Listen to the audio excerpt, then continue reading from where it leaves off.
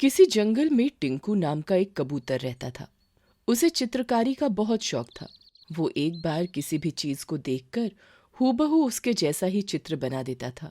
उसकी इस कला को देखकर एक दिन एक तोते ने उससे कहा, अरे भाई टिंकू, तुम तो बहुत अच्छा चित्र बनाते हो। तुम्हें तो अपनी एक दुकान खोल लेनी चाहिए। इससे तुम्हारा शौक भी पूरा होता रहेगा और साथ ही साथ तुम कुछ धन भी कमा लोगे। हाँ भाई, ये तो बड़ी अच्छी बात बोली है तुमने। मैं आज ही अपना एक छोटा सा दुकान खोलूंगा। फिर टिंकू कबूतर अपनी एक प्यारी सी दुकान खोलता है। सभी पक्षी उससे अपना चित्र बनवाते थे और बदले में उसे कुछ न कुछ देकर चले जाते थे। टिंकू कबूतर बहुत खुश था क्योंकि उसे ये काम करने में बड़ा मजा आता था। धीरे धीरे टिंकू की चित्रकारी की खबर तोता राजा के भी महल में पहुंचती है। सिपाहियों, टिंकू कबूतर के चित्रकारी का शोर पूरे जंगल में फैल गया है। इसलिए मैं भी उससे अपना एक चित्र बनवाना चाहता हूँ। जाओ और जाकर उस कबूतर को यहाँ लेकर आओ। तोता राजा के सिपाही जल्दी से टिंकू कबूतर के पास पहुंचते हैं और उससे बोलते हैं, टिंकू कबूतर, तोता राजा ने तुम्हें बुलाया है। मुझे? लेकिन क्यों? महाराज तुमसे अपना चित्र बनवाना चाहते हैं, इसलिए तुम हमारे साथ चलो। टिंकू कबूतर खुशी खुशी सिपाहियों के साथ चला जाता है। जब टिंकू तोता राजा को देखता है तो वह चिंता में पड़ जाता है क्योंकि तोता राजा एक आंख से काने होते हैं।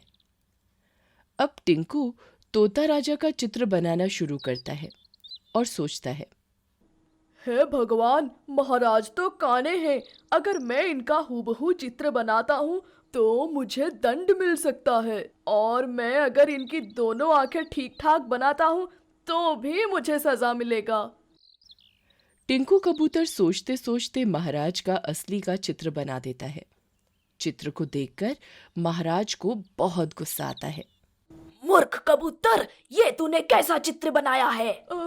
मुझे माफ कर दीजिए महाराज, मुझसे गलती हो गई। लेकिन तोता राजा टिंकू कबूतर की एक नहीं सुनते हैं और अपने सिपाहियों से कहकर उसे जेल में बंद करा देते हैं। काफी समय बीत जाता है। उस जंगल में टुनटुनी नाम की एक और चित्रकार आती है। टुनटुनी बिल्कुल टिंकू कबूतर के जैसी ही चित्रकारी करती थी। धीरे धीरे टुनटुनी चिड़िया की भी खबर तोता राजा के पास पहुंचती है। तोता राजा फिर अपने सिपाहियों को टुनटुनी चिड़िया को लाने के लिए भेजते हैं। सिपाही टुनटुनी चिड़िया को लेकर तोता राजा के पास पहुंचते हैं। प्रणाम महाराज, बताइए मैं आपकी क्या सेवा कर सकती हूँ? देखो टुनटुनी, तुम्हें मेरा ही चित्र बनाना है, बिल्कुल जैसा मैं हूँ वैसा ही। अगर वो चित्र मुझे पसंद आए तो तुम मुझसे जो मांगोगी मैं तुम्हें दूंगा, और अगर वो चित्र मुझे पसंद नहीं आएगा तो फिर तुम्हें जेल में डलवा दूंगा। टुनटुनी तोता राजा का चित्र बनाने के लिए तैयार हो जाती है। थोड़ी ही देर बाद टुनटुनी तोता राजा का चित्र बना देती है। चित्र में टुनटुनी महाराज को तीर पकड़कर निशाना लगाते हुए बना देती है।